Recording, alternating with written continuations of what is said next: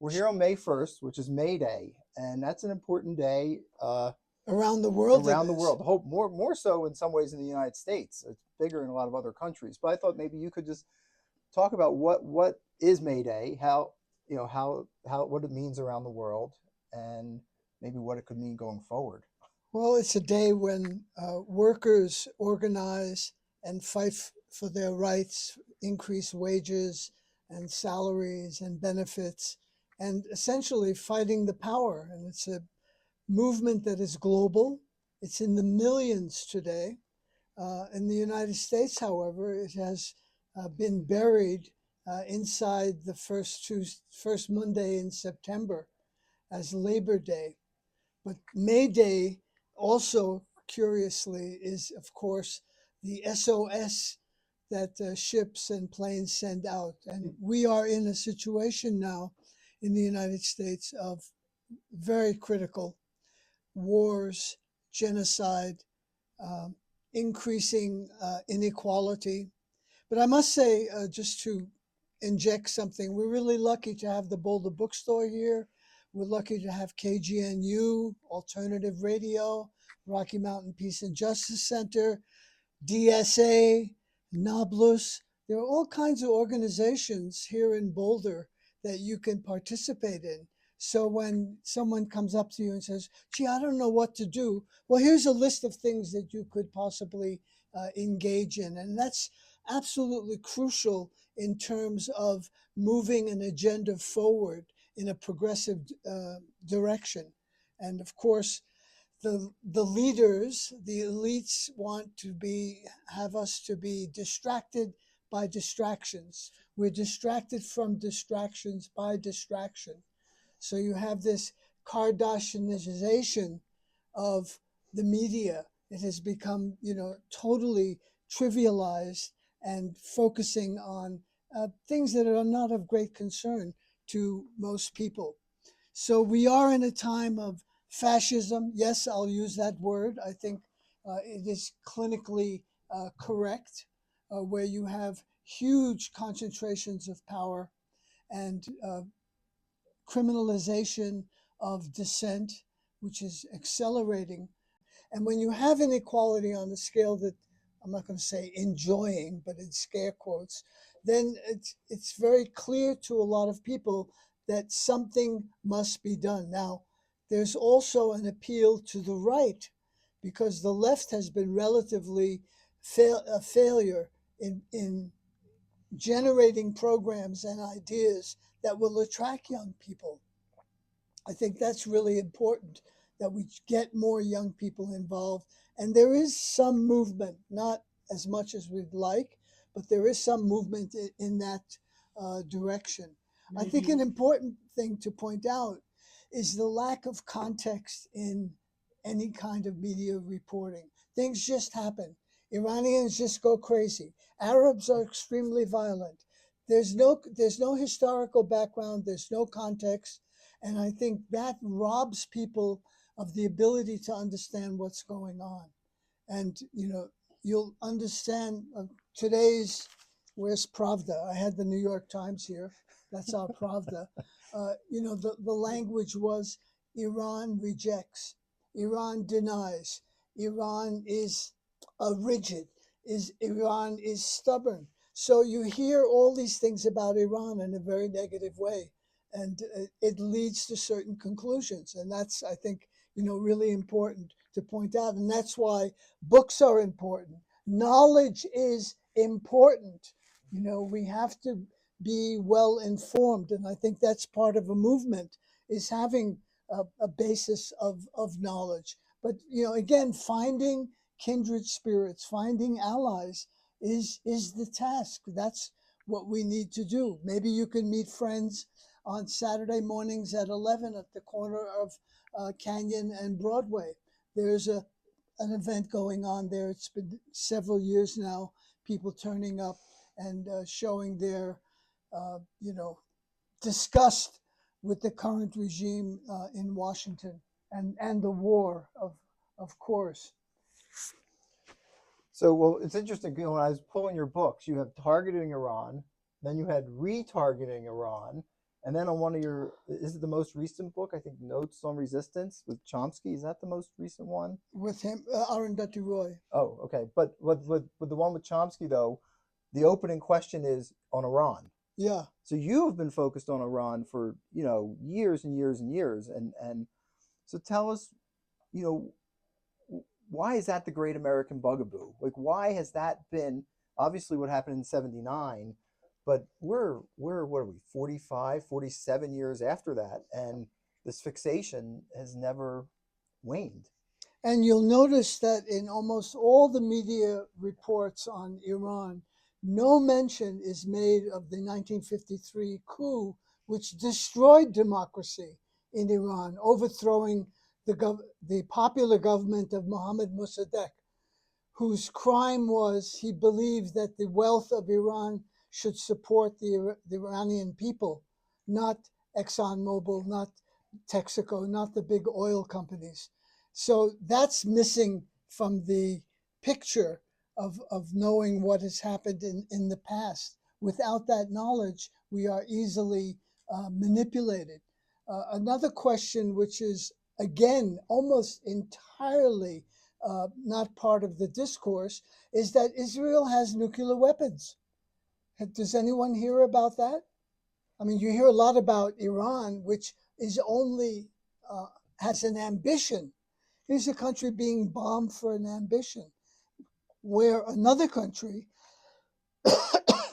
in the same region has nuclear weapons and ballistic missiles to deliver them.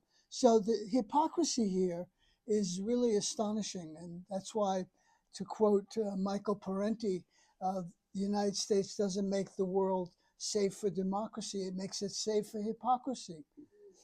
And that's definitely part of the issue.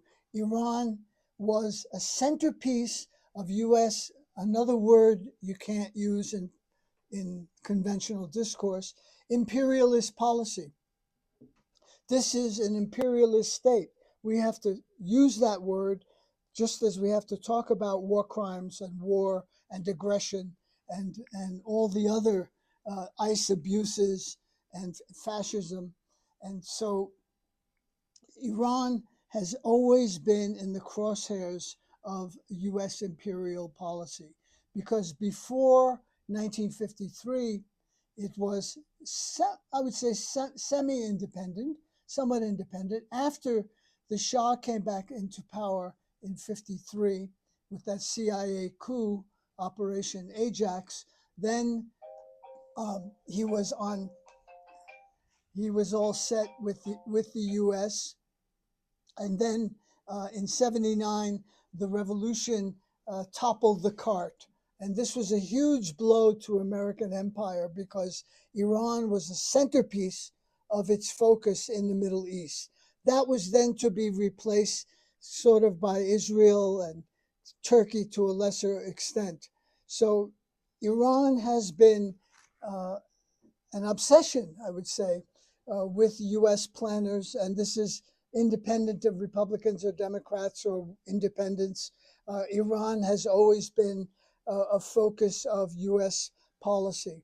And, essentially starting this war, if Joe Kent is to be believed, then it was because of pressure from Netanyahu on our esteemed president to begin a bombing campaign on Iran. Totally unnecessary. The idea that Iran was an imminent threat is just an assertion. And here we have in the media that is so compliant, assertions are taken as fact. And there was no evidence, including from U.S. intelligence and other foreign intelligence agency, that Iran was anywhere near developing weapons of mass destruction, whereas Israel has them, but is not commented on. Because if you criticize Israel, then you're a Jew hater, you're an anti-Semite, another great achievement of the propaganda system by, conflating those two. It's, I hear this a lot and I tell people, well, imagine, I'm very critical of the U.S. Does that make me anti-American? Of course not. Does that make you anti-American? Not at all. We should be able to criticize the actions of states, and Israel has had total impunity from international law, does what it wants because it's protected by the Godfather. So, as soon as you get into talking about Israel, of course, let's not forget that just a block or two away, there was a horrific crime. But, and we have to condemn that. And we do. All manner. Anti-Semitism is real. It exists. People hate Jews. It's insane. But some people do hate Jewish people. We have to call that out, and we do. And there's no excuse for it. So when I, thinking about the Iran situation, when Trump came into office, there was an Iran deal in place to try to work diplomatically with the country to reduce its ability to develop nuclear weapons. And one of the things he did was he just unilaterally exited that deal without any plan to replace it, really. And so, all these great, and I feel like that has not come up very much during these last few weeks. Yeah, what you're referring to is known by the acronym JCPOA, and it was very successful. Iran agreed to inspections, something which cannot happen since the treaty was annulled by our esteemed great leader. So that's, it was working. They were in compliance. The IAEA, the Atomic Energy Agency in Vienna, it's a UN agency, they said that Iran was in compliance. Again, no mention of Israel and its weapons of mass destruction. So that was a huge blow and very destabilizing. Why? In particular, because it strengthened the hardliners in Tehran. They're saying, we went along with you, we signed this agreement, and then we got the shaft. So we're not going to enter in any kind of understanding with the United States because they'll just renege on it. And we see that now most graphically in June of 2025, and again in February 28th to be exact, of the current bombing campaign and invasions of Iran. While negotiations were going on, the U.S. launches bombing attacks on the country. I mean, what can you say? So I wanted to ask you about the media in general, because you founded alternative radio in 1986. Is that right? Yeah. Yeah. So we're 40th anniversary this year for that. Congratulations. Thanks. So, but when you founded that, and 30 years ago when I started reading you, one of the things that I was struck by in your interviews with Chomsky and the other work you did was how you do give context, how these news things that we're reading about aren't happening in isolation. Like, what's the background? And it was kind of mind opening for me as a young person when I got a hold of all that information. Like, I felt I was being cheated by the other sources. But in the 30 years since the 90s when I started reading that stuff, the media situation's gotten worse and worse. Like we would probably look at the 1995 media if it suddenly showed up again and be like, wow, it's so thorough compared to what's happening now.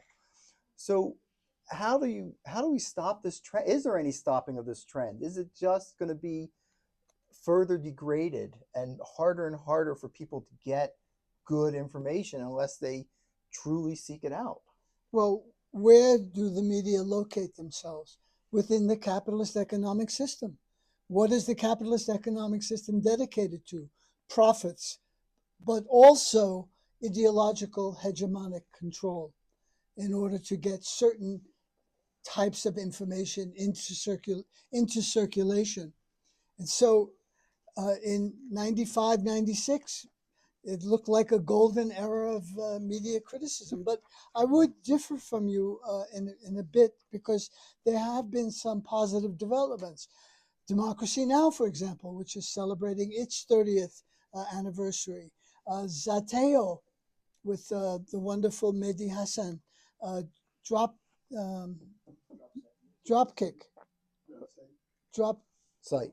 right, Dropsite with Jeremy Scahill and others that have come up that are filling that void. But nevertheless, concentration continues, mergers continue, takeovers continue, and the range of opinion that is offered is around from A to B. And that might be too extreme. It's probably even tighter than that. Particularly, if you talk about the foxization of the news, where it's become something that, quite frankly, Joseph Goebbels would be very impressed with, the propaganda that is emanating from Fox and other so-called sources of disinformation that are so rampant. So the media are a major problem. There's no question about it. And you can see that now with Barry Weiss taking over CBS News. She's a notorious right-wing ideologue, very pro-Zionist. And the pressure is on the journalists to comply, to stay within certain boundaries and not to penetrate the unthinkable, to talk about the realities and just focus on the distractions, who's the king is visiting. All eyes on the king, all eyes on the queen. What were they wearing? There was this commentary about clothes. Here we are in war, people being death and destruction, and they're talking about the queen was wearing this, and then she changed their shoes, and then they came out to the ballroom, and yada yada yada. Distractions, distractions, distractions. So Yes. I was going to ask you one more question, and then I want to, if we have questions around the table, we could, we could field those. But my question is, how do you, if you're when you're really paying attention to these things, it can drive you nuts. It can just get you angry, and it could lead to action, which is great, but it could also lead to despair. Despair. How do you fight against that despair? Or what's your advice to people, or what have you seen in other people who are in the middle of these fights? How do they ward off despair? I think by engaging with others and finding your particular niche within an organization and moving forward from there is absolutely critical. Dissent is liberating. When you say no and also have a backup to that no, then you are able to go forward in really important ways. And so let's talk about for a moment about dissent and criticism and why it's so important, so liberating, when you're actually doing something. It's easy to wallow in self-pity. That's a cop-out.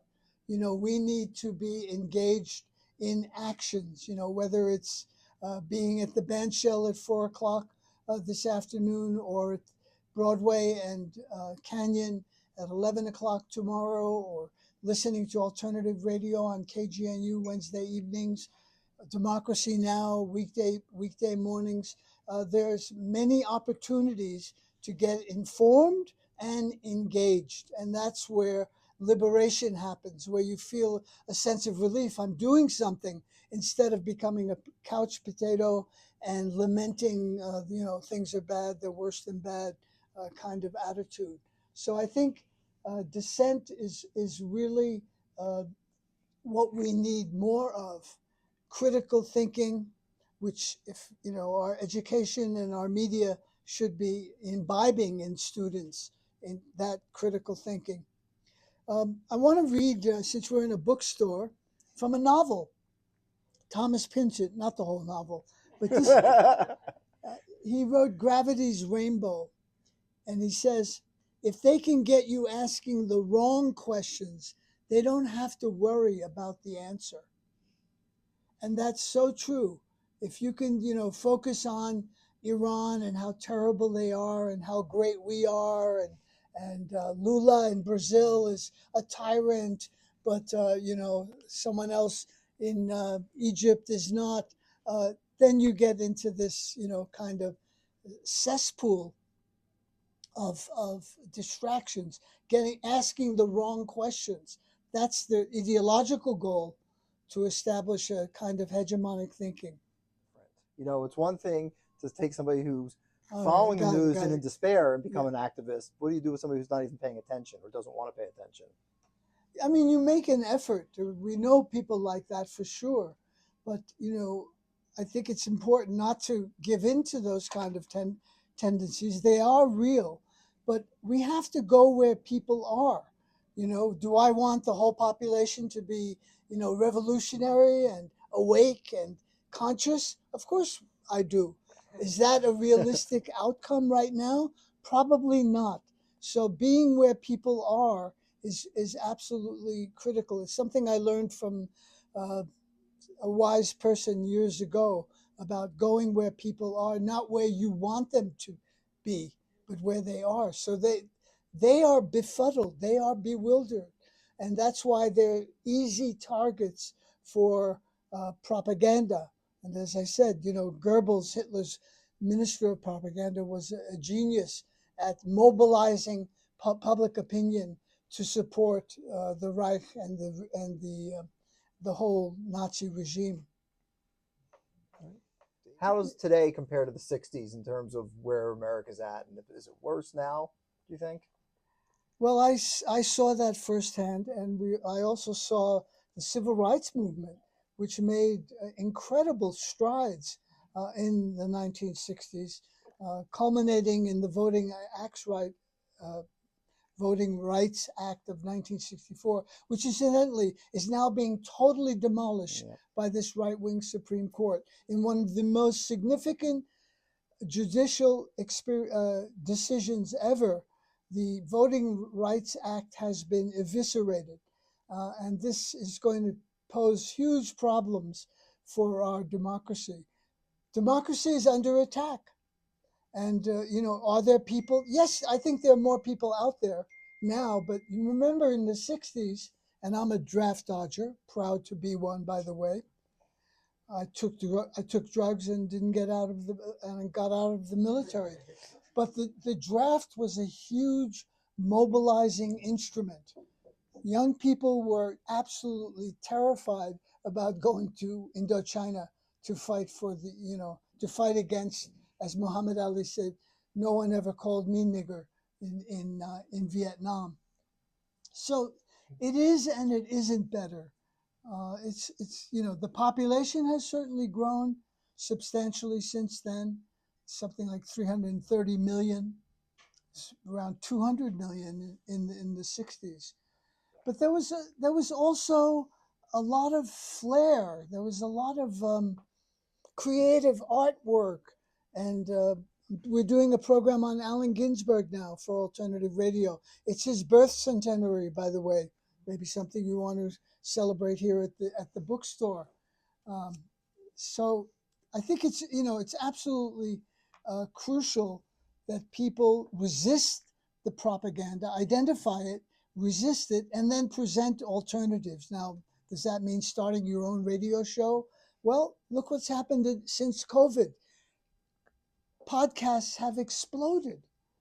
Scores and scores, hundreds and hundreds of podcasts all over the US, all over the world have developed. People are doing their own media, fed up with the corporate media. And that's a very positive thing. But every zeitgeist has its own Weltanschauung, outlook. And this one is different from the 60s, where you had that military conscription as a major stimulant to resistance. For young people, especially. Yeah. Do you have a question? Yes. And I apologize. This is probably a little bit half-baked, but with it being May Day, I'm reminded of the Haymarket protests and riots. And one of the things that we saw that I feel was a possible echo of it was the fires at first the toilet paper place in California and some of the other warehouses that have started to go in flames by workers that have been stressed out about their wages. And I believe there is still the general strike being planned for 2028.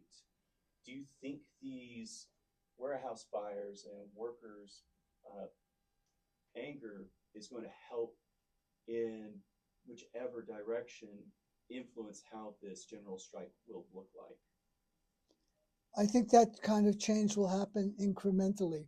When I talked about Bouazizi and what he did in Tunisia, there was already underneath that action a tremendous amount of discontent and despair and anger. And so that was just, sizzling underneath. And then that Paulito happened. There was a little uh, match that was struck and an explosion occurred. So it just didn't happen that, one day the Tunisian people woke up and carried out this revolution, overthrowing a dictator. There was, I'm sure, as we saw here in the United States in the 1950s, before the civil rights movement really got going strongly, that there was a lot of work being done. The Highlanders Center in civil disobedience.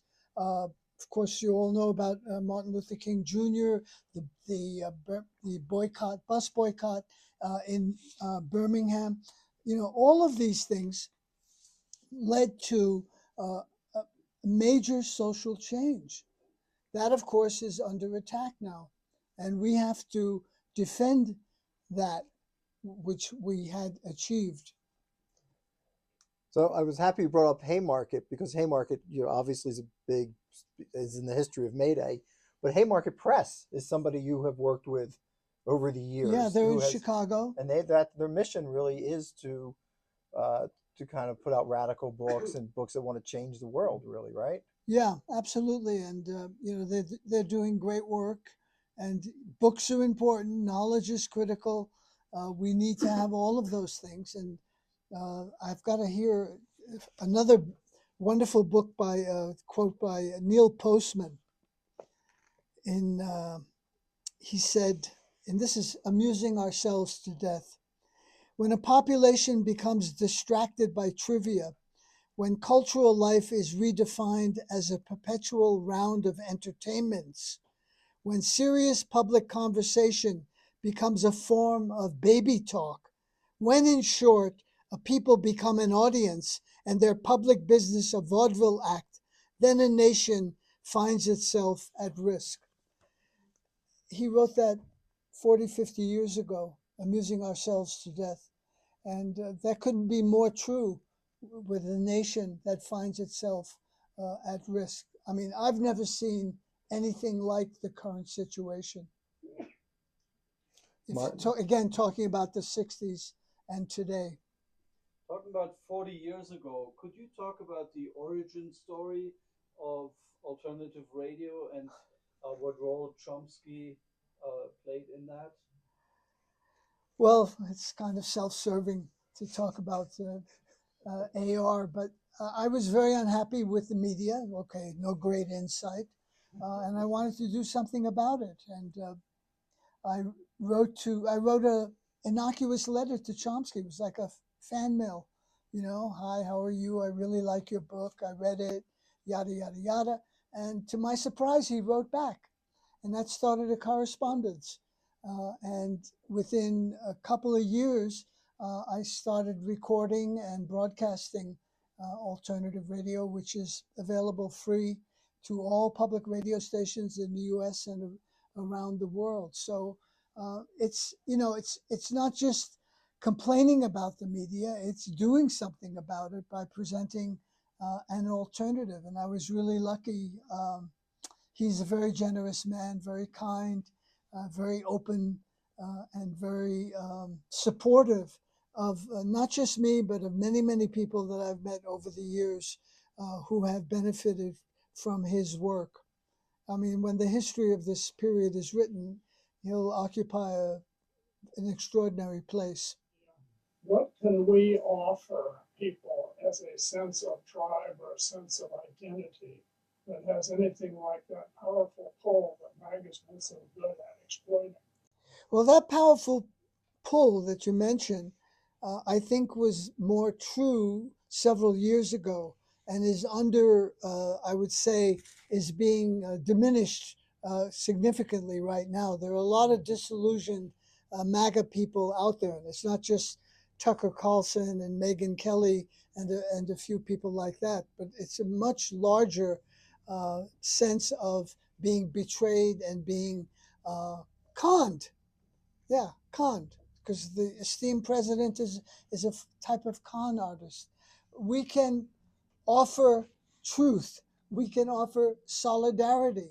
What do these people, most people, let's say, who are MAGA, do they want clean water? Do they want nutritious food? Do they want affordable housing?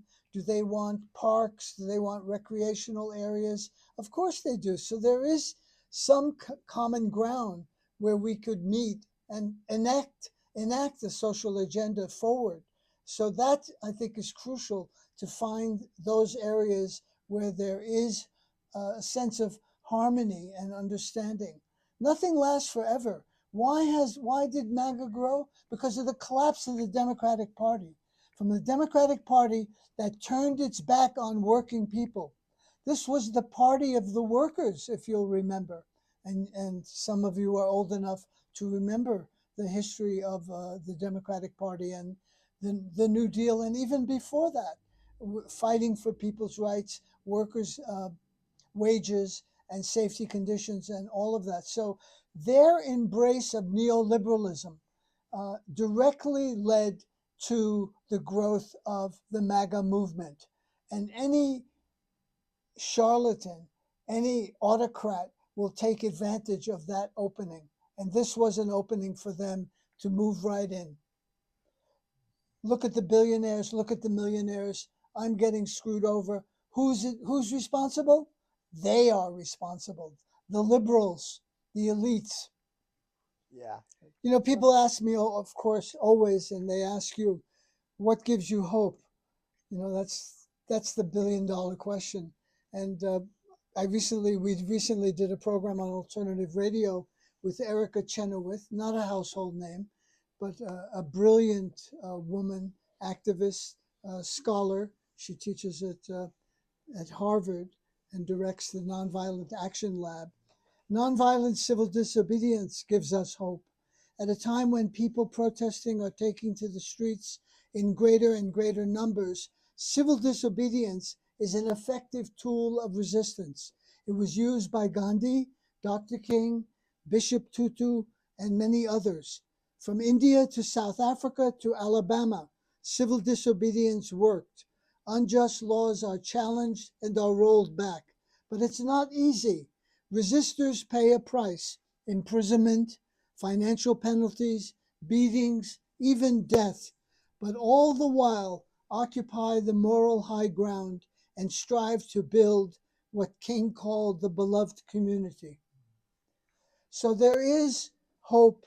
We have to not give in to despair and depression. That would be a real indulgence. And to go down, I don't want to say go down fighting, but resisting is the answer to despair and depression. I wonder if you just have thoughts on violence as a viable strategy. Well, we saw nonviolence effective in Tunisia with Bouazizi and the movement that overthrew the dictator there, Ben Ali. So there have been multiple examples of nonviolence being effective. I didn't mention Nelson Mandela and the ANC, which for years was called a terrorist organization by the United States of America. You know, soon after he was released, after 27 years in jail, he was elected president, first democratically elected president of the new South Africa. So there's many examples of resistance, but you have to be real too. They've got more guns than we do. So that's their playing field. They would love to entice you into a gun battle because they have the tanks and the helicopter gunships and the bazookas and the machine guns and everything else. So one has to be, the tactics and the strategy has to be carefully thought out. What are you trying to achieve? And is violence of some activists will argue that violence is necessary. We tried everything else and it didn't work. were being crushed. I mean, look what's happened in Myanmar, for example, and in other places. Look what's happened in Palestine. There were multiple attempts by the Palestinians for nonviolence. How is that met? By force, with guns. So, what choices do people have? It's not a first option. I'm wondering if you believe that the model of media conglomeration and takeovers, whether the objective is to polarize, because doing so renders a higher profit. I think that's true.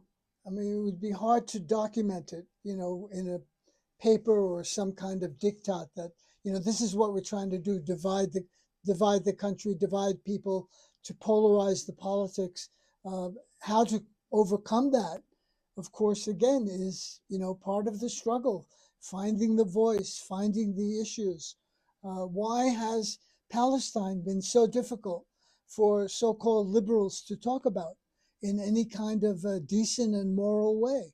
It's very difficult, and we have to look at that and be very, very critical, because this genocide is going on right in front of our eyes, and we're enabling it. We are sponsoring it. We, the people, not the United people of America, but the state is making it possible to destroy a people right in front of our eyes. You know the Pastor Martin Niemöller poem. First they came for the communists, I wasn't a communist. Then they came for the socialists, I wasn't a socialist. And then they came, and at the end there was nobody left. So today, years ago, Edward Said told me, Palestine is the issue, is the moral issue that we should be talking about. Does that polarize some people? Definitely. Okay, a question here. Yeah, I have a question that builds off of that. So I've been thinking a lot about how, like in previous decades and previous movement times, there was a more unified consumption of media, like the narratives that people were getting fed about what was happening in the world tended to align with each other. Their perspectives on those things, or what the truth about those things might have differed, but generally the information that people got about what was happening was generally the same to some degree. And I feel like now, due to algorithms and social media and just the breadth of availability of information and the ability of anyone with a thought to be able to put that thought on the internet, whether it has any validity or not, people are so siloed. I feel like it's not just polarization, like left and right and far left and far right and maybe center. It's like everyone is getting fed completely different narratives about what to pay attention to, what to think about, what to pay attention to, what's important, what's not important. And people are getting like so overloaded with information and like an unprecedented access to everything happening in the world that either they shut down and get like very overwhelmed. They're like, I don't even want to think about any of this because it's too much. Or, people try to organize, but it's hard because like there's so many things to organize around. Like, any given week, there's like 50 different things, like small things being organized because there's so many issues to focus on. And we talk about this like poly crisis, where it's like there's all these intersecting, interlocking crises that have so many different elements, but it's like hard to create a unified like movement to counter all of that at the same time. So I'm struggling like as an activist to figure out how to create a unified narrative that includes and brings together all of these different issues and all of these different movements into something that's a little more cohesive and doesn't leave anyone out or leave any issue out. It's a hard question. It's not, and there's no easy answer. Perhaps we can see now affordability has gotten quite a bit of traction, quite a bit of attention, both from the left and the right and the center. People are paying incredible, increases in premiums, healthcare premiums. Millions have lost coverage that was prior coverage under Obamacare. So again, that would be an issue that would, do you have an aged parent? Do you have an aged sibling? They're going to get sick. Are you going to take care of them? Where is the money going to come from? I think certainly that's the kind of issue that could galvanize people. But yeah, we're all swamped. And I think we need to be, like Muhammad Ali, float like a butterfly, but sting like a bee. We need to be very skillful in the absorption of all of this information. Otherwise, we'll be swamped. That's all. It's a full-time job. You get up in the morning, turn on your screen, and read read your inbox. Then go to the spam box. Then check your sends. And all of a sudden it's lunchtime, but you hardly have any time for lunch. So you go back to the screen. So it's finding. You have to be a good editor. Where are you going to put your energy and attention? And finding those things, it could be the environment, it could be healthcare. There are, as you said, many issues, but there are a core group that seems to have some resonance and is affecting people now more than ever before because of this, ferocious attack on civil liberties and economic justice. I've been struck by the No Kings protests where everybody's got a sign for what their issue is. They're all, what's in common is they're all anti what's going on right now. But somebody might have a sign for affordability. Somebody else might have a sign for abortion rights. Somebody else might have a sign, to end the war. And so I've been struck with that. That seems like a very good idea to get us through maybe the next election. But if the Democrats were to come in office, I'm not sure it gives a mandate in the same way. Like it's just a hodgepodge of grievances to some extent, which are real. But how does the country move forward if the main thing uniting people is we wanted to get Trump the hell out of there? It's a negative want. And it also obscures structural and institutional issues. So the problem is focusing on Trump. He's terrible, he's awful, yada, yada, yada. No breaking news there. But it's the institutions behind that remain and that need to be uncovered and exposed. My favorite sign at No Kings was in French. It said, "We know how to deal with kings."